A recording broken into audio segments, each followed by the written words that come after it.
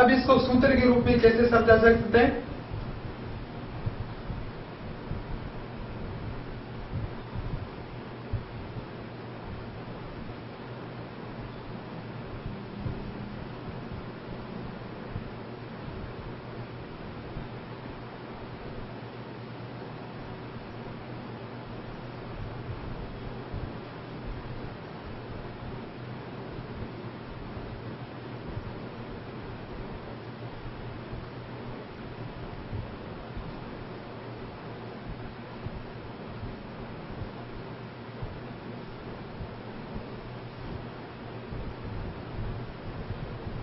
ये इसके लिए निरपेक्ष त्रुटि का मान है।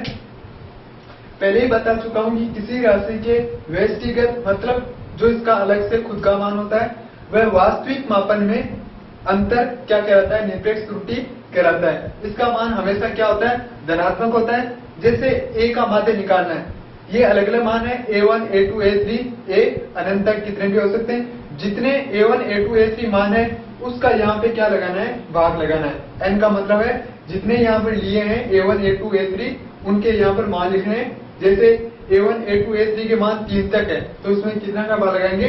3 तक भाग लगाएंगे। इनको जोड़कर जितने उतना भाग लगा देंगे।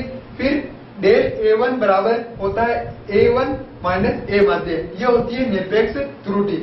ये कह रहा है व्यष्टिगत, ये होती है a1 व्यष्टिगत माइनस वास्तविक मापन में अंतर होता है, वो क्या कहलाता है? निरपेक्ष त्रुटि कहलाती है। तो वास्तविक मापन कब आएगा? जिन इन सबको जोड़कर इसका भाग लगाएंगे वो वास्तविक मापन होगा। a1 होगा जिसके लिए निकाल रहे हैं, अगर a2 है तो a2, a3 है तो a3। तो ये होती है निरपेक्ष त्रुटि।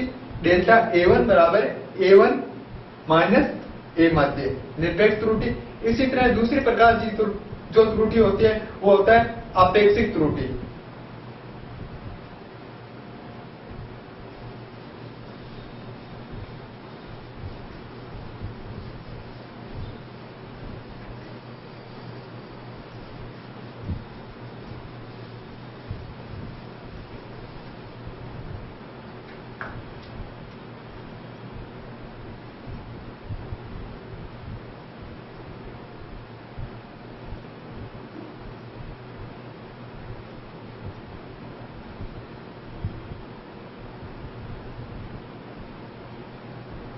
अपेक्ष त्रुटि को हम सूत्र के रूप में कैसे लिख सकते हैं?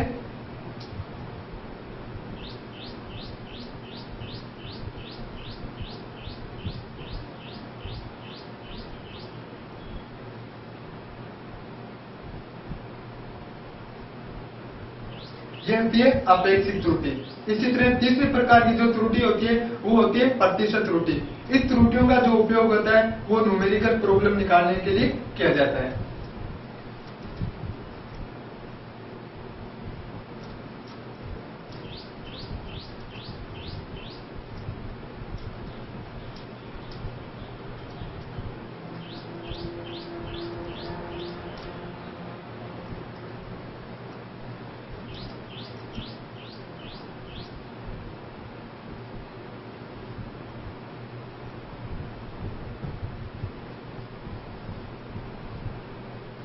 तो ये 3 प्रकार की त्रुटियां होती है। निरपेक्ष त्रुटि पहले बात की, अल्पमान त्रुटि जो किसी उपकरण का छोटे से छोटा मान हो सकता है, और फिर दूसरी अन्य त्रुटियां होती है निरपेक्ष त्रुटि जो व्यष्टिगत और वास्तविक मापों के अंतर वो कहलाती है निरपेक्ष त्रुटि कहलाती है, और अपेक्षित त्रुटि और ये है प्रतिशत त्रुटि।